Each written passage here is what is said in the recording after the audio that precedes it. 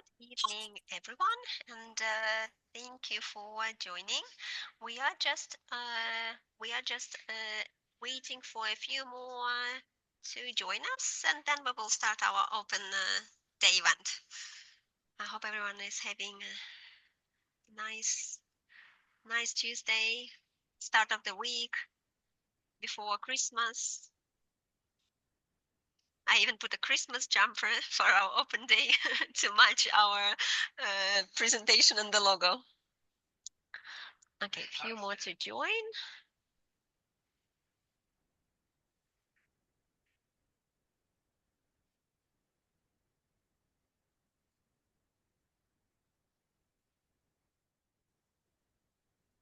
How are you, Dr. Sami, today?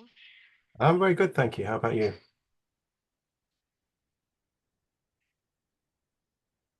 Oh, good. Oh, good. I feel halfway through December, almost. Yeah, December went quick, didn't it? That's true. That's true. I think, Dr. Sami, we perhaps can start. And I know that some people are still joining, but I will monitor and accept everyone who is joining us late. But yes, we can start if you don't mind Yeah. sharing your screen. And again, welcome to our open day event. And thank you so much, everyone who made this effort and joined us. And I really hope that it will be very informative and you will learn a lot about our clinic. And I will encourage you, please feel free to send us your questions in the chat, and we will have a Q&A session at the end of this presentation. We'll try to address all of the questions, and we have Dr. Sami, we have Vivi, our senior nurse, and we'll have then the live discussion. So yes, so Plan Your Baby is a clinic. We do provide treatment through the telehealth approach. We're a fertility and pregnancy clinic, and we do have a full range of specialists in our clinic. And Dr. Sami, would you like to go to the next slide? Thank you. Yes. So tonight we are having Dr. Sami, our medical director. We have Vivi, our senior fertility nurse, and Catherine, our clinics manager. So at the end, we will host the Q&A session together. Dr. Sami, next one.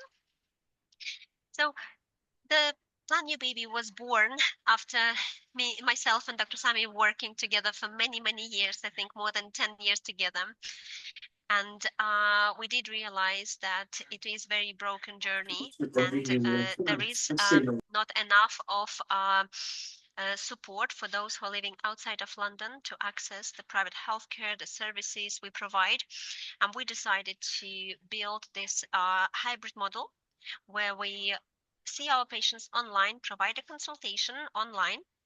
We do work 7 days a week between very early in the morning and very late in the evening, and we do provide all of the consultations online, and then the blood tests and ultrasound scans we do through a wide network of our partner diagnostic centers across the country.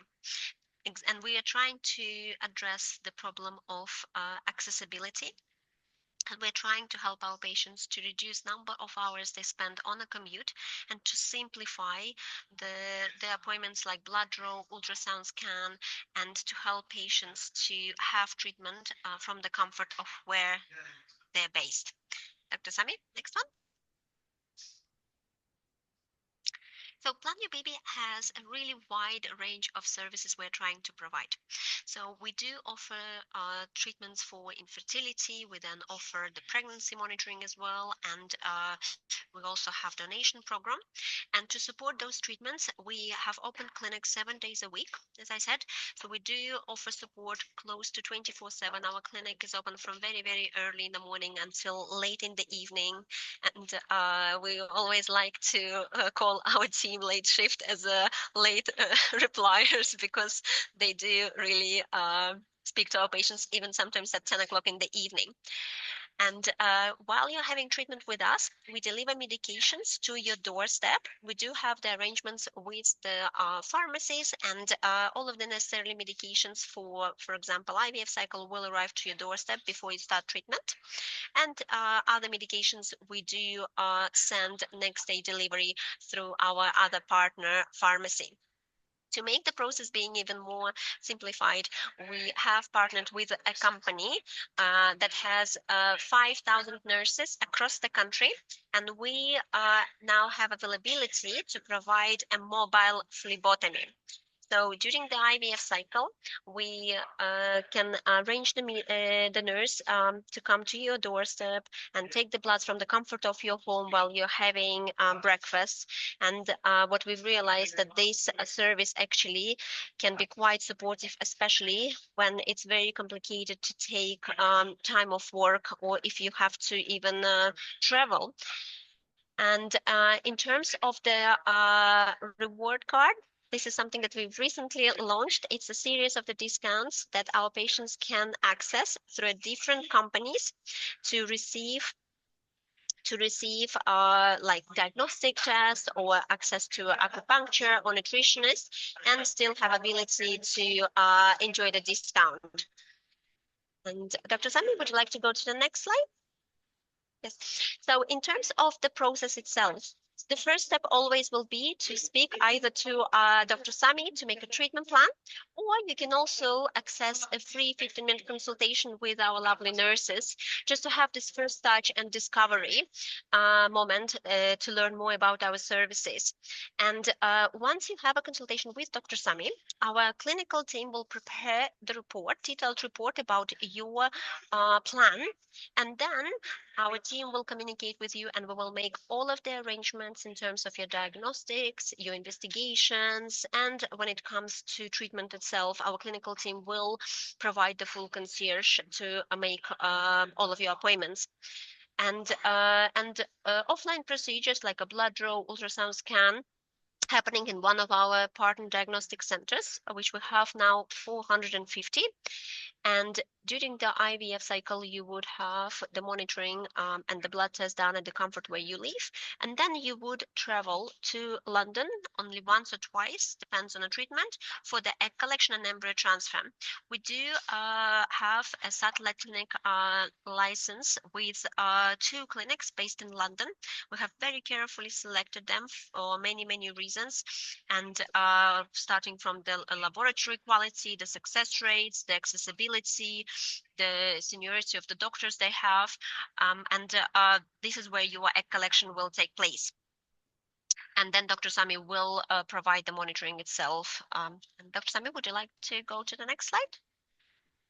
Okay, so now is I think well, for me, it's always the most exciting part is to talk exactly how Plan Your Baby is different from the clinical perspective. And I think this is one of the most important moments when it comes to how to choose the clinic that is right for you. And I will pass Dr. Sami here the microphone. And if you don't mind, Dr. Sami, to share the details about our treatments. Thank you very much, Maria. And thank you to everyone who joined us tonight. It's lovely to have you. And just want to remind you, if you have any questions, you feel free, please, to add these into the chat whilst we're talking. So we are a fertility clinic. We deal mostly with patients who are trying for a baby, and we need to try and cover as many aspects as we can because there are many different causes for fertility issues, and it could be coming from the female, which is about 30% of infertility, could be coming from male factor, which is about 30% as well. Mixed is about 30%, and the remaining is what we call unexplained infertility. So unexplained doesn't mean that there's no cause, it just means that we haven't perhaps identified a cause. Sometimes that cause could just be bad luck, especially for someone who's not tried for that long, but when it's very long-standing unexplained infertility, then there probably is something going on which is stopping the conception from happening, even if we haven't been able to identify it on test. So we would initially see the patient, take the history, and then make a plan as to what investigations may need to be done. Some people, they come to us, they've already done some tests through their GP, through a previous fertility clinic. And of course, if they're recent and relevant tests, we will accept them and use them. We don't need to repeat things unnecessarily. But there may be some tests which I feel may be missing or could be useful, which we may add in to help us to understand what the underlying causes are, because that will then help guide us to the best treatment possible. And yeah, we have two packages, female fertility, male fertility.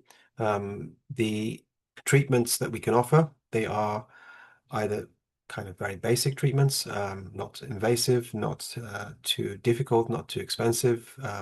So assistance with conception is what comes to mind, which is also called ovulation induction. So this isn't suitable for everybody, but for some women, especially for those women, for example, who don't ovulate, like women with PCOS, but there may be other scenarios as well where we may recommend such treatments where it's a very gentle stimulation using, instead of injections to stimulate the ovaries, tablets. Usually we use letrozole or tamoxifen.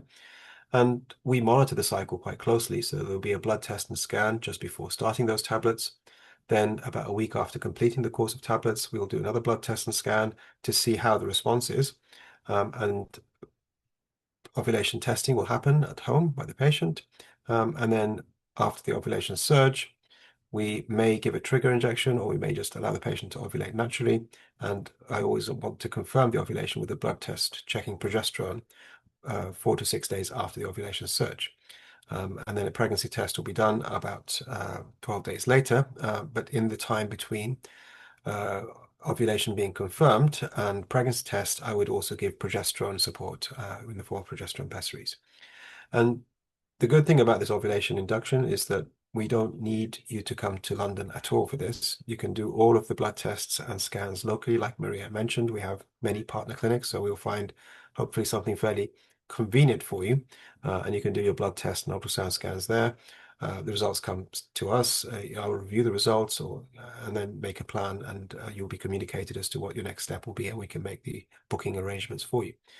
So this is something which we do quite a bit of, actually. And then we move on to the more advanced treatments, such as IVF or IVF with ICSI, which is used for male factor, where sperm is injected inside the egg.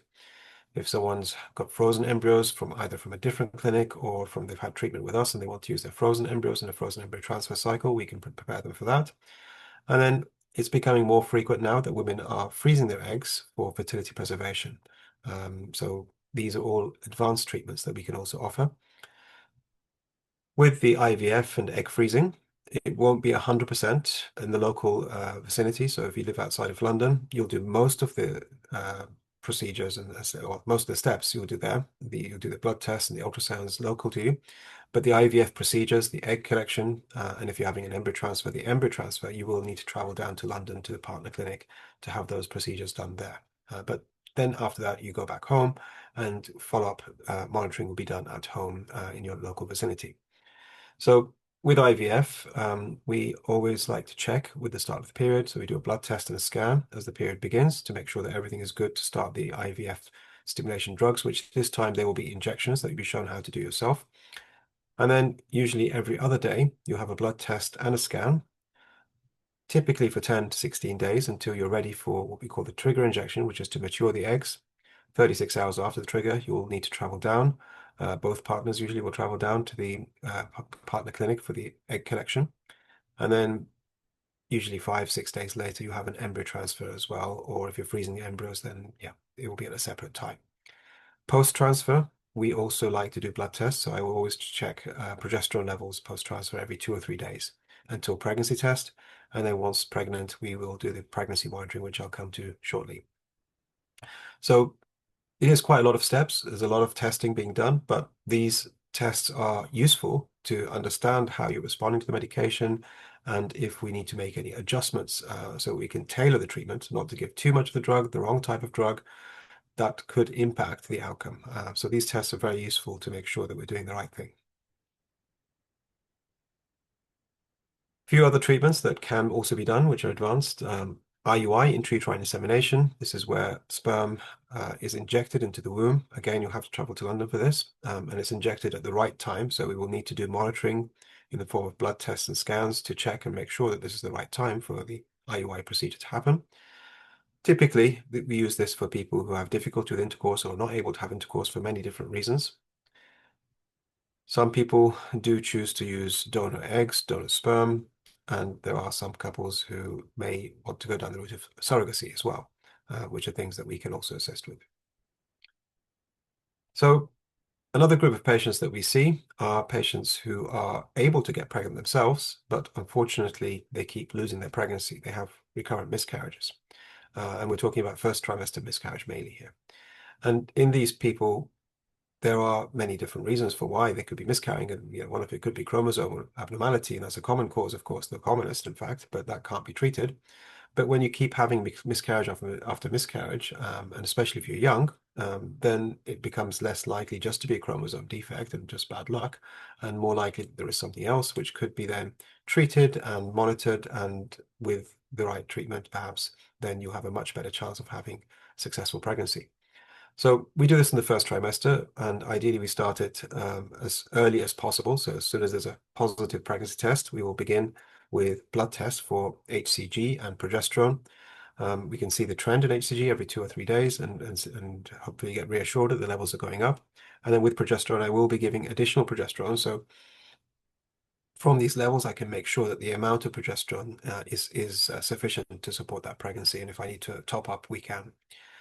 Then once we arrive at around 6 weeks, hopefully we can do the first scan and see that everything is in the right place and the heartbeat is there and the baby is all looking good, at which point we can relax the monitoring to doing a scan and blood test every 7 to 10 days usually. And the blood test will be usually progesterone until 12 weeks. And at 12 weeks, we can do we usually do it with the NHS, the dating scan or nuchal scan. And if that all looks good, at that point, we can be reassured and we can bring you off the monitoring process. We can bring you off the supportive medication usually as well. There may be other tests that we can do. So sometimes quite often we'll monitor thyroid. And if you want to do an IPT test to check for chromosomes, we can also arrange that too.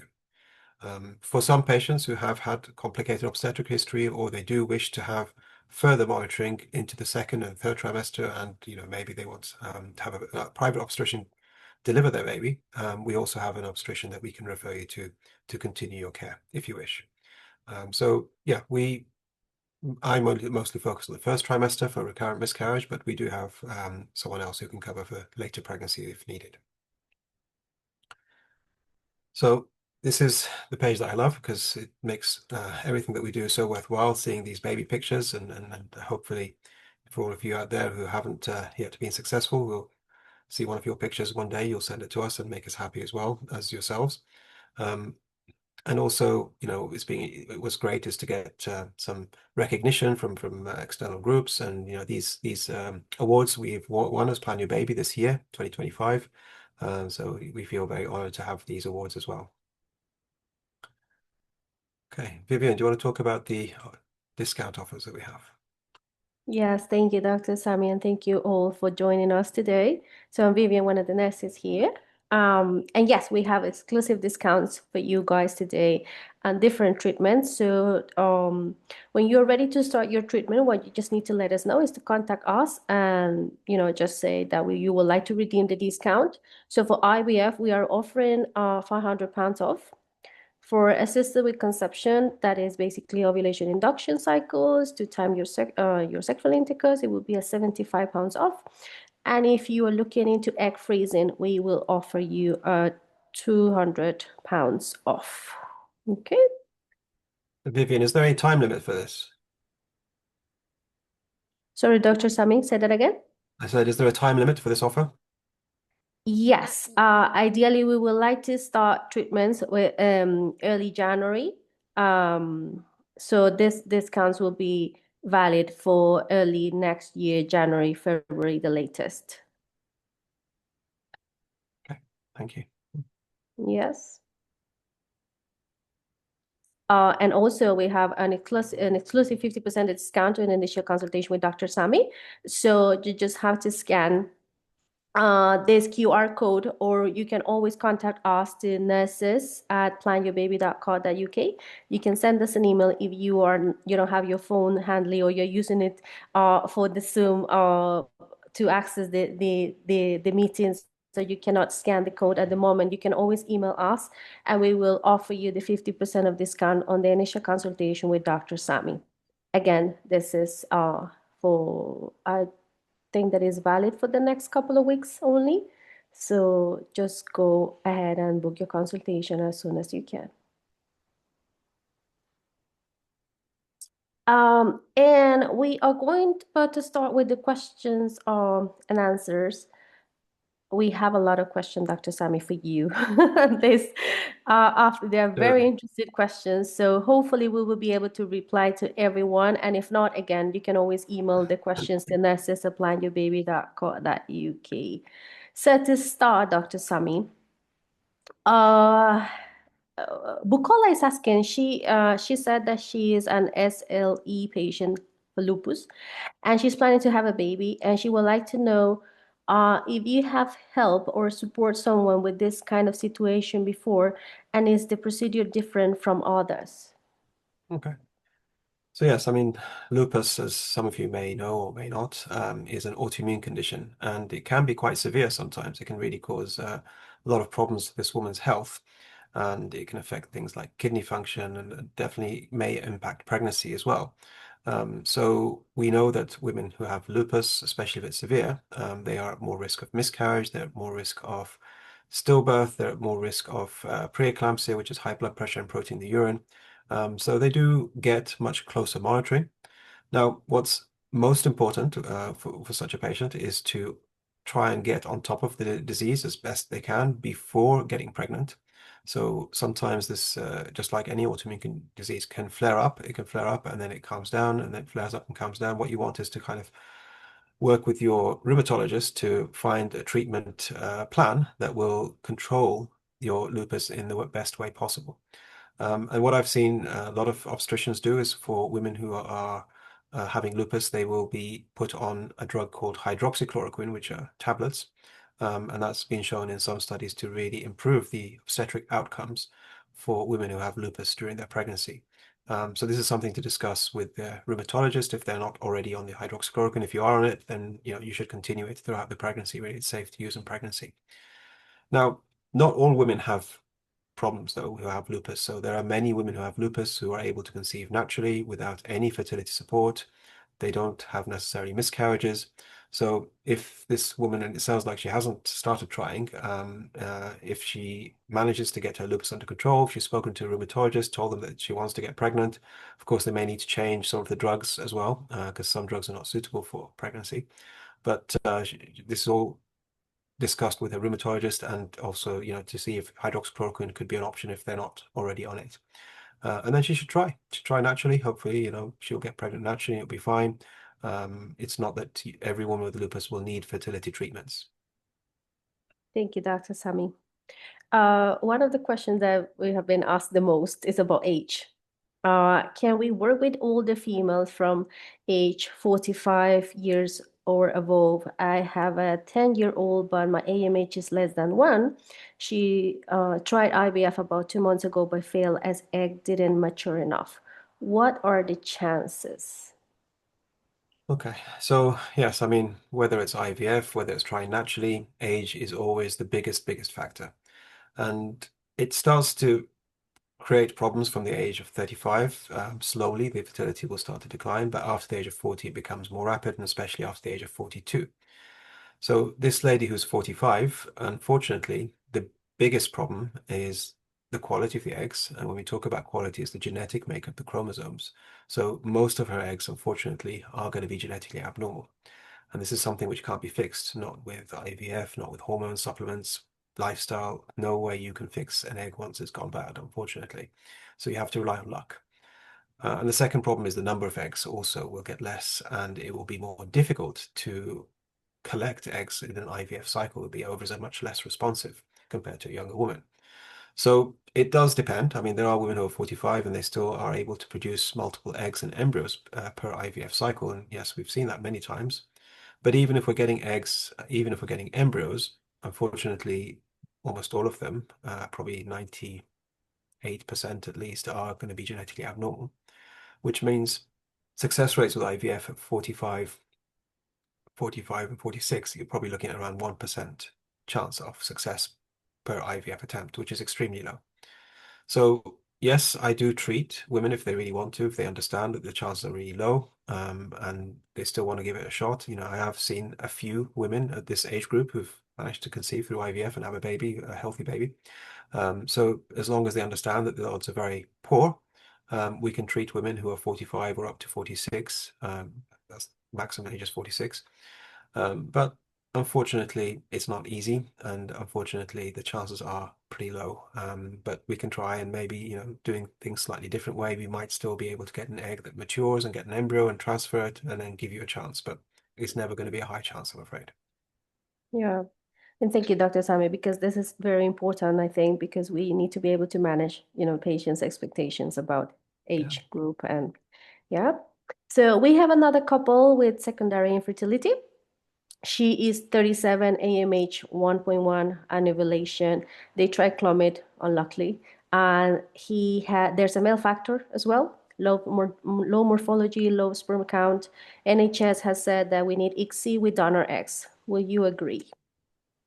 Okay, so yes, I mean, I'm surprised that she's tried Clomid if there's a male factor, because usually we would recommend ICSI. So I do agree with the ICSI part. When the sperm is low count, low morphology, by doing IVF with ICSI, we can search out and find the best looking sperm and inject one sperm into each egg. Now, this is a combination factor here because also her egg reserve is very low. AMH is 1.1. Mhm. AMH isn't the full picture though. So what also would be important is to see things like the FSH, LH, estradiol at the beginning of the cycle. That's actually more useful because that will help us understand how responsive her ovaries will be to any IVF drugs.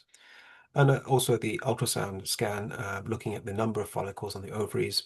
And yeah, I mean, these are all things. And if she's not having periods and the FSH is really, really high, above 25, 30, then yes, the chance with IVF with her own eggs is very, very slim, and it may not be worth pursuing that, and perhaps donor eggs is the answer. But if the other hormones are looking okay and the scan is showing there's some follicle there that we can maybe work with, it may be an option that we can do treatment and still get to eggs. It may not be many eggs, it may just be a few, but she's 37, so this age, we would expect that probably around half the embryos to be genetically good. So even if we get one egg, one embryo, there's still a chance that it may be successful. So it's a little bit of a different situation to when you're much older. But Yeah. definitely the hormones need to be checked, and that will give a more complete understanding as to whether or not treatment is possible. Yeah. Yes. Thank you, Dr. Sami. Uh, what is the pregnancy success rate of IUI when performed 24 hours after confirmed ovulation compared with same day or pre-ovulation IUI? So with sperm, we always want to get the sperm in the vagina up to the uterus, into the tube. That takes a little bit of time. So we want the sperm waiting for the egg, not the other way around. And when it comes to IUI, this has always been like that we prefer to put the sperm in just before ovulation. But what she's talking about here is we have confirmed ovulation. I'm not sure how it's been confirmed. Yes, you can confirm it. If you have an ultrasound scan and you see that the follicle that was there before is ruptured, then that confirms ovulation. But if you're talking about the urine ovulation sticks, they don't confirm ovulation for sure, and there is a lag between getting that LH peak and actually releasing the egg, which can even be 24 hours, or sometimes even more.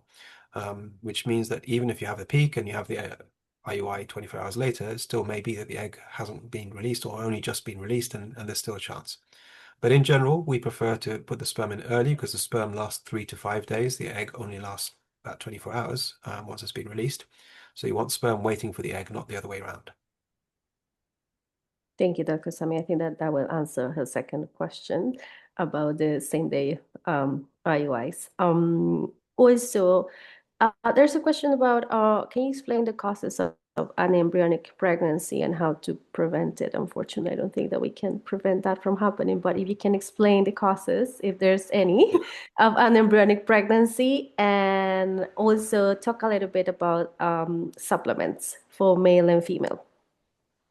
Okay, so first of all, anaembryonic pregnancy is a type of miscarriage. It's a miscarriage where you see just the gestational sac on the ultrasound scan. You don't see baby or yolk sac. It's just an empty sac. They used to call it blighted ovum, which is a very wrong name, but now the move is being towards calling this an embryonic pregnancy. But basically, it's a miscarriage, a first trimester miscarriage, and the causes are the same causes of miscarriage exactly. It doesn't differ if you have an embryonic pregnancy, if you've seen the heartbeat and then you miscarry, if you don't get to the stage where you even see anything, which is a biochemical pregnancy, the causes are similar. And the most common cause of miscarriage by far is a chromosome defect, something wrong with the genetic makeup of the embryo. And if the embryo isn't made up right, then usually the pregnancy will perish most of the time in the first trimester, most of the time, in fact, in the first couple of weeks. It could be other factors. Sometimes it's to do with clotting, sometimes it's to do with the immune system, sometimes there's some abnormality in the uterus.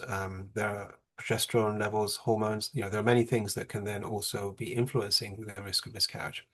But they all apply the same to an embryonic pregnancy or other types of pregnancy. You cannot identify the cause just by what the scan is showing you. That doesn't tell you what the cause of miscarriage is exactly. Supplements, well, I mean, supplements are useful. Of course, the most important thing is healthy diet, healthy lifestyle. By far that is number one. But then supplements can kind of patch in any holes and top up. So for women, every woman who's trying for a baby should take folic acid or folate.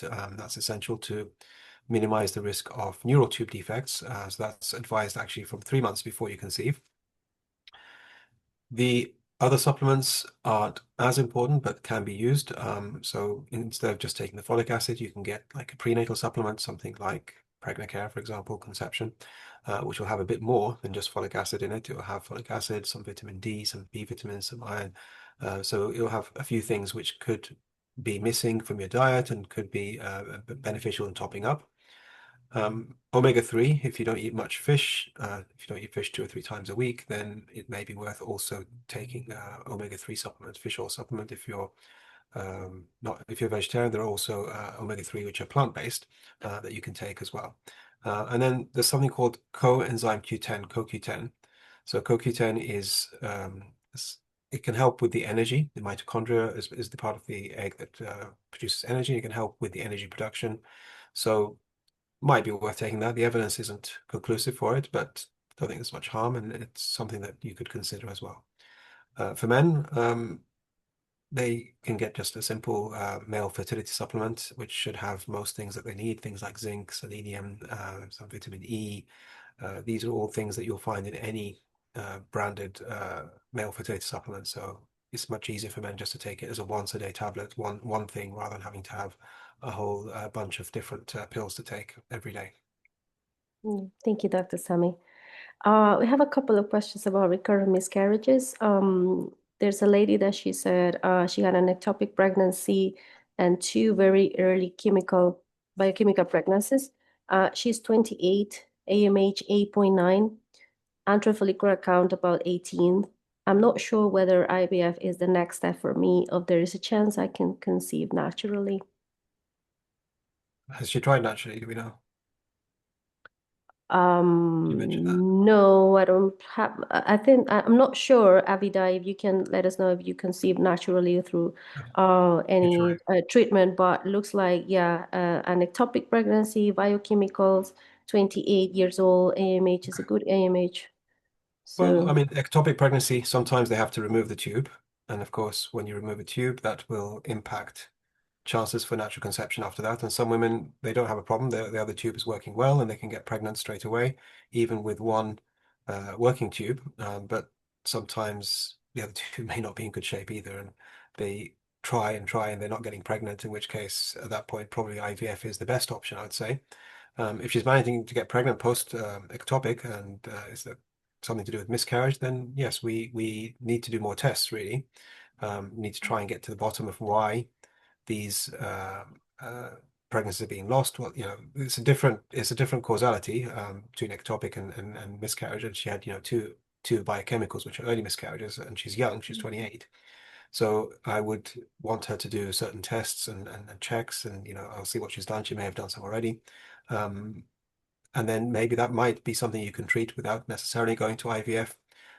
But yeah, I would need to look through the history really in detail and maybe do a few more tests and then see what we can do to help. But because she's young, her EMH is good still. yeah. I still feel hopeful for this lady. If if worst case scenario comes, she'll do IVF and she should have a good chance, hopefully. Yes, yes, I agree. Thank you, Dr. Sami. Another lady, she's asking, and she has I have had 3 miscarriages. Recurrent miscarriage clinic inform me that I have lupus and anticardiolipin antibodies. How are cases like mine evaluated? Yeah, I mean, this is difficult when you have recurrent miscarriage after miscarriage. It's a really tough thing for women to face, and people sometimes underestimate it. It's a really big loss each time that you miscarry. Now, I don't know much about her. She hasn't mentioned her age or any other factors, Yep. but we do know that she has got the lupus and the anticardiolipin antibodies positive. And usually they are asked to repeat those tests around 12 weeks later to confirm that they're still positive, because sometimes they can be temporarily elevated.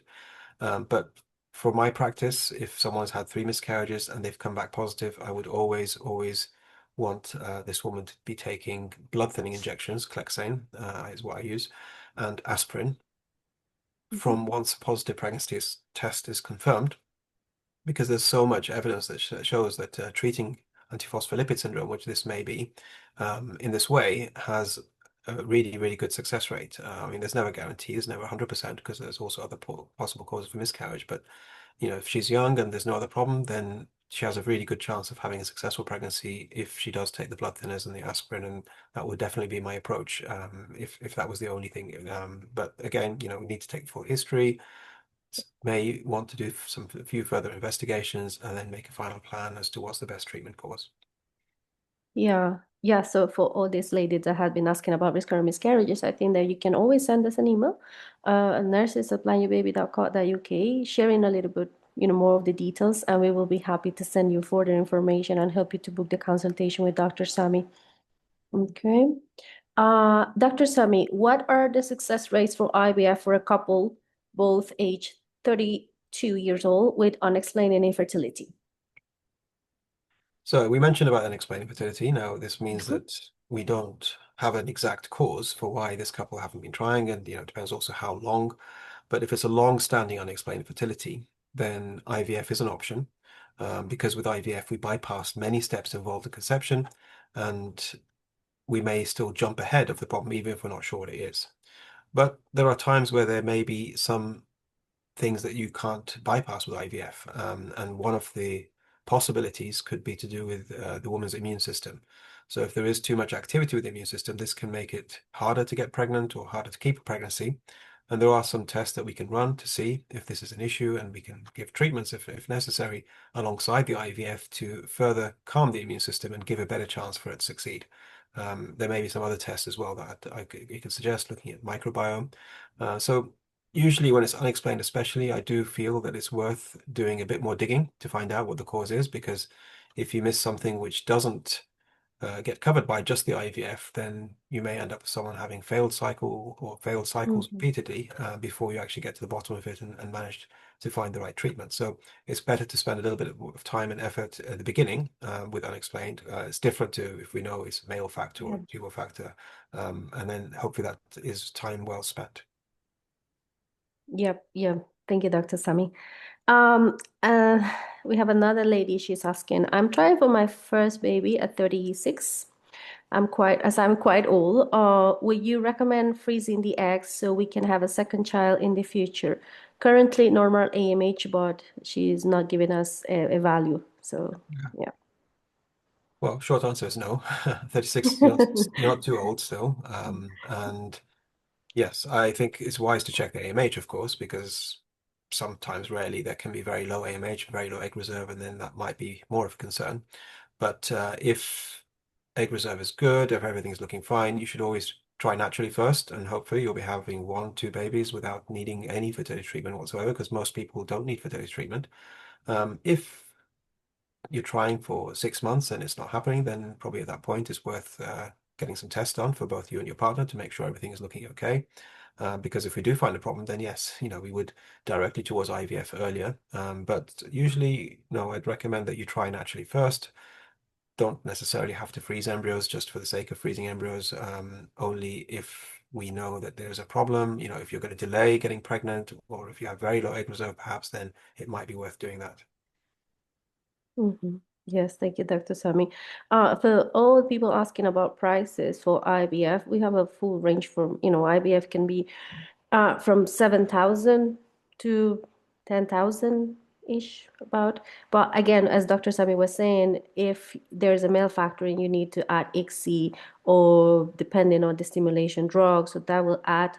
So the best thing to do, I would say, just to book the consultation with the doctor so we can personalize your quotation and we can, give you the exact amount of how much it will cost you for the IVF. And also you can always redeem the codes that we share in this presentation, remember, for the early year, because that will give you £500 off from the total amount for IVF. So again, you can always email us, the nurses email at nurses@planyourbaby.co.uk, and we can give you further information about prices and payment plans in case that you need that financial aid as well.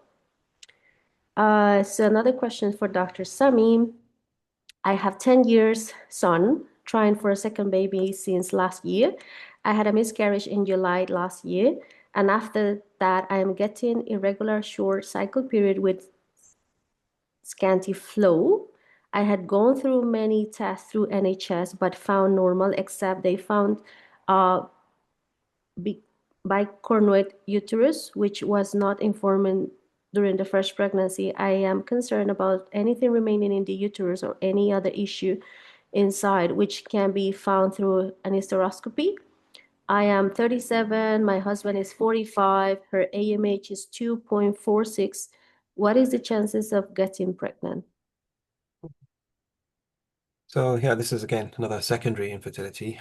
Someone who had a baby, I presume, quite easily 10 years ago, and now they're struggling to have another baby. They did sadly have a miscarriage last year. So that does prove that, she's still able to ovulate and there's still sperm that can reach the egg and implantation can happen. Although, of course, it wasn't sadly a successful pregnancy. There is some positive to take away from that. But also the cycle is becoming a bit irregular and changing, and that is something that should be checked with hormones and scan. Not necessarily hysteroscopy if the scan is normal, but the fact that she has a bicornuate, which means the uterus has two horns, two separate horns, I don't think is a big issue because she's had a baby already, so we know that she can carry that pregnancy that far. It does slightly increase the risk of second trimester miscarriage and preterm labor and the need for having a cesarean section. I don't know if she had a cesarean with her first child or not, but I don't see this as a big thing, especially because we know that she's already had a baby before, and that wasn't a problem. The uterus hasn't, suddenly changed shape. It's always been like that. That's how you're born. So the fact is that she is 37. Her AMH is low. Her egg reserve is low, and that means that perhaps her egg reserve is dropping quickly, or maybe not. Maybe that's just how she was. But certainly, I think she should pursue fertility treatment because it's taking time, and I don't want her to leave it too long because as she gets older, the egg reserve is only going to drop less, and the egg quality is going to go less as well. Now, which treatment we do will depend also on other factors. It will depend on the sperm and what the quality of the sperm is like, depend on the hormone profile. But it could be that we offer ovulation induction or maybe IVF. And if it's IVF, if we're able to get 2 or 3 embryos from her, I still think she has a decent chance at this age of having success. It's never going to be 100%, of course, but the chances should be good. But yeah, to give exact figures, statistics, whatever, is going to be very difficult without having full information. Yeah. Yes, thank you, Dr. Sami. For all the ones that are asking about our location, remember, probably you missed that part at the beginning of the presentation, but we do telehealth medicine, so we don't have like a physical location, like a clinic per se, but we have more than 450 locations all around the UK. So we will do our best, like every time that you need a scan or a blood test, we will book you your closest location. But for the initial consultation with Dr. Sami, this is going to be done like this, like a Zoom video call. So you just need to go on the link that we have been sharing, or there's available on our website as well. So you can get the consultation booked, and it's going to be a Zoom video call just to answer the questions about the location. Dr. Sami, Monique, she's asking, I am adopted, so I don't know my family history. Will you recommend genetic testing before conception? it's an option now, which is becoming much more popular, that you can do screening for different genetic diseases, because actually, in reality, all of us pretty much will have at least a couple of autoimmune conditions that we carry. It doesn't matter really if you carry something like that unless your partner also carries it. So usually if you test yourself, you also need to test your partner and just make sure that you're compatible and there's nothing there which will then cause any risk for your pregnancy. Now, if her partner doesn't have any family history of any genetically inherited diseases, things like sickle cell, thalassemia, cystic fibrosis, that kind of thing, then there isn't an absolute need for her to do genetic testing. It's a choice that she has. And I think we can offer this, Maria. How much does it cost? It's not that cheap, I think. For which test exactly, Dr. Sami? For the genetic screening, just for Genetic screen. inherited diseases.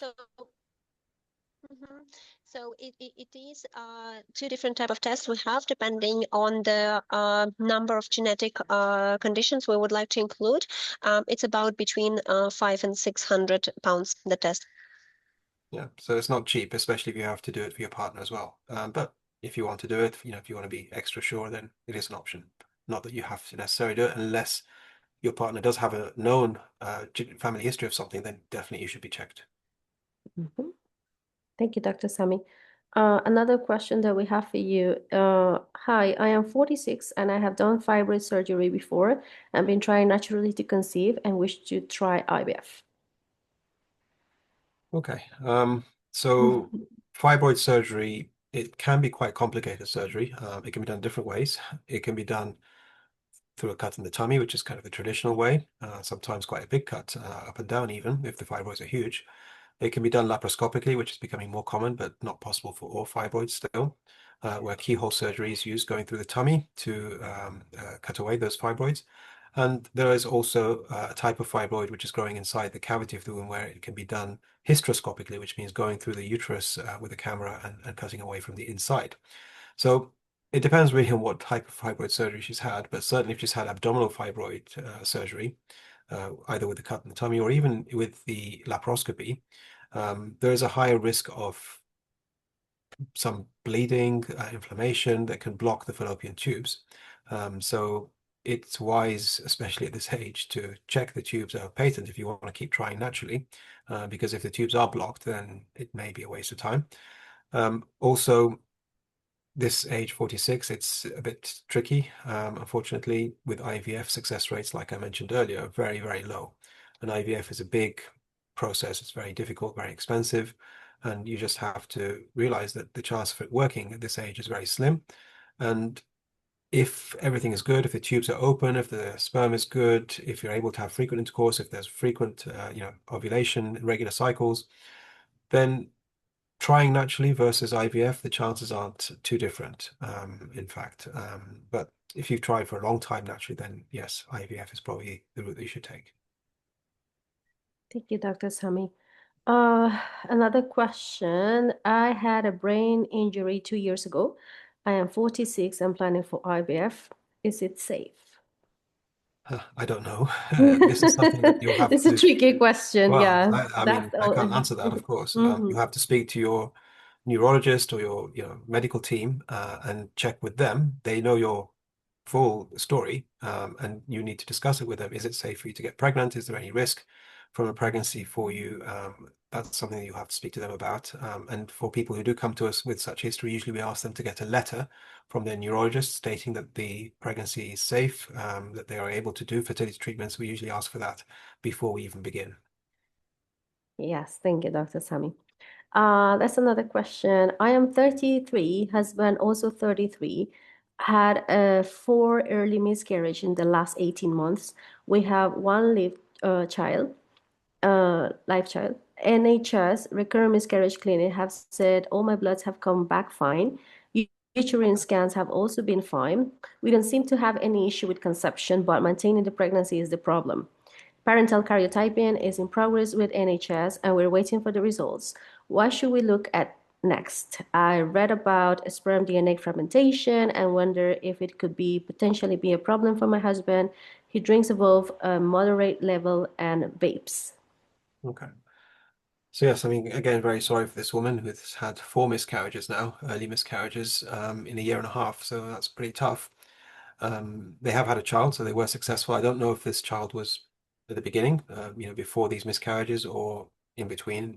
She hasn't said, but I do see many people who are actually, they had no problem getting pregnant first time. First pregnancy was all smooth and no issues. And then after that, they had many miscarriages, sometimes not 4, but like 8 or 10 or more. And all the tests come back normal. We just don't understand. Now, with 4 miscarriages, if the miscarriage does develop to a stage where you can see the baby on the ultrasound scan, then it should be ideally offered to her that the genetic products are tested for that miscarriage so that you can find out if this miscarriage was caused by a genetic problem or not. Because if the genetic test comes back showing that there was a genetic abnormality with the baby, then we know that that was the cause of the miscarriage and it becomes very clear what happened. But if the test comes back showing that this baby was genetically healthy, then it's a very different story. Because why would she miscarry a healthy baby? That means there's something wrong with the environment, something wrong with her body, really, which is not allowing this pregnancy to continue. And we'll need to do a lot more investigating in that situation and look at things like clotting, immune testing, and possible treatments, maintaining progesterone levels, maybe an ultrasound scan to look at the uterus if she hasn't had one before outside of pregnancy. All of these things would need to be checked to make sure that we find out what's going on here and treat it to give a better chance for another pregnancy. Now, she also asked about the sperm DNA fragmentation test. So this is a test to look at the sperm and how fragmented, how broken up the DNA is inside it. And what they do is they get the sperm sample, they kind of blast it into pieces, so all the DNA is broken up, and then they analyze and see the fragmentation level as a whole for that sample. And yes, there is association. If the fragmentation level is high, then it does link with higher risk of miscarriage, although it doesn't mean for sure you have miscarriage. And I've seen men with extremely high fragmentation and they've then had successful pregnancy even without the level coming down.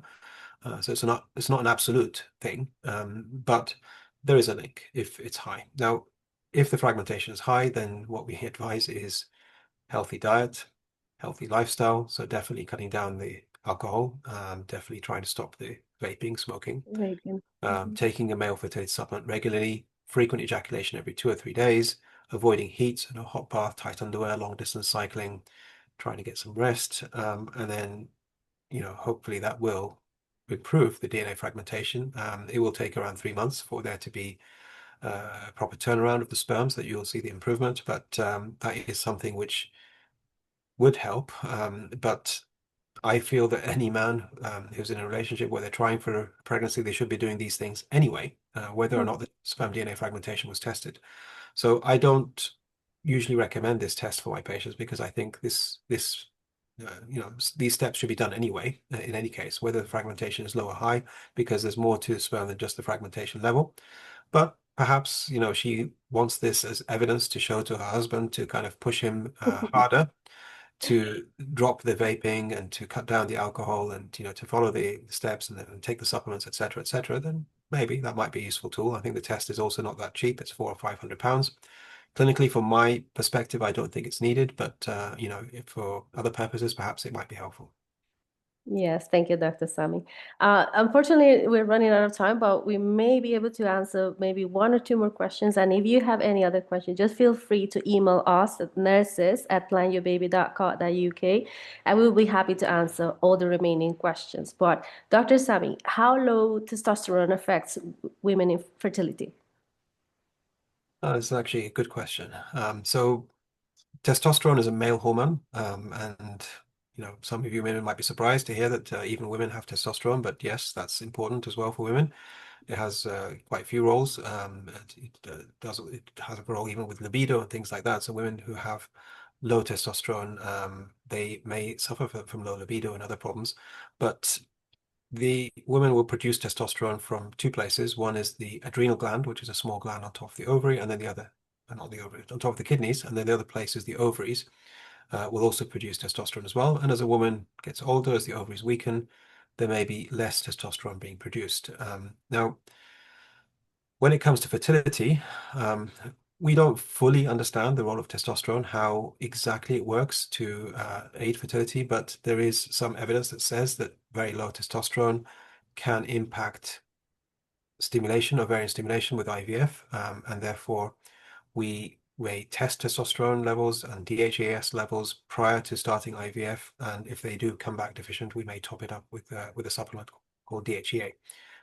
So it's something we can test. It's just a blood test, it's quite easy to check, and the treatment is also quite easy if needed. But again, most women don't need this treatment. It's more likely to be needed for women who are a bit older, who have low egg reserve. So we don't test everyone for this. Thank you, Dr. Sami. This is going to be our last question for live, after bombarding Dr. Sami with all of these very interesting questions. So thank you all for all your questions. So this is the last one. Yes, Dr. Sami, I am 41, recently tried IVF. My AMH is 8.9 picomoles. Eggs were retrieved, only 2 mature, and both reached the blastocyst and were transferred on day 5. Unfortunately, her pregnancy test was negative. I want to try again. What could be different with Plan Your Baby? I have conceived naturally twice but lost it. I menstruate regularly. Could IUI or ovulation induction be an option for this lady? Maybe. I mean, first of all, she did do the IVF. She did get 2 embryos to blastocyst. 2 embryos were transferred, but unfortunately she didn't get pregnant. She's also had 3 natural pregnancy losses. So it could be bad luck, maybe, but when you had 3 losses and 2 embryos transferred with no success, it may be something else as well. So before starting anything, again, I think we should dig a little bit deeper. Do perhaps the immune test, I think, might be relevant in this case to see if there's any overactivity there, which could be helped. And just trying to, check the uterus as well, make sure, if that hasn't been checked properly, that is assessed. And yeah, I mean, if she's able to get pregnant naturally easily, then we may be able to go with that and perhaps ovulation induction. I wouldn't necessarily go with IUI if she's able to have intercourse with a partner easily, but perhaps ovulation induction could be considered, and we could add in some supportive drugs to that if needed, or IVF if the history necessitates that. But even with the IVF, we can try things again, look at her previous clinic notes, try and learn what happened, see what adjustments could be made that can help. Of course, there's never ever going to be a way that we can guarantee it's going to be successful or better, but we can only try our best, and that's what we aim to do. Thank you, Dr. Sami. So before finishing, just remember that we have special discounts for those who attended today. For IVF, it would be £500 off. Assisted with conception, £75 off, and egg freezing, £200. Remember, this is just limited. And same with the consultation with Dr. Sami, is going to have a special price and 50% of discount. The link is here on the chat, but again, if you cannot access it now, you can always email us, the nurses at planyourbaby.co.uk. Dr. Sami, any final thoughts? Yeah, I mean, thank you so much to everyone who joined. It's a pleasure having you tonight. We're always happy to kind of go through your questions and help you. And it's always a difficult journey, a fertility journey or miscarriage journey. It's a really, really tricky one, and we love to be able to try and help you in this journey as best we can. So yeah, please, feel free to contact us, to speak with us, to have consultations. We are here to help you. Thank you, Dr. Sami. Maria, you still there? You want to say something? Yes. I was trying to help and answer on all of the questions, and I do apologize if you feel like we have not addressed your question. So feel free to email us, book a consultation with our nurses, and we will be happy to help you.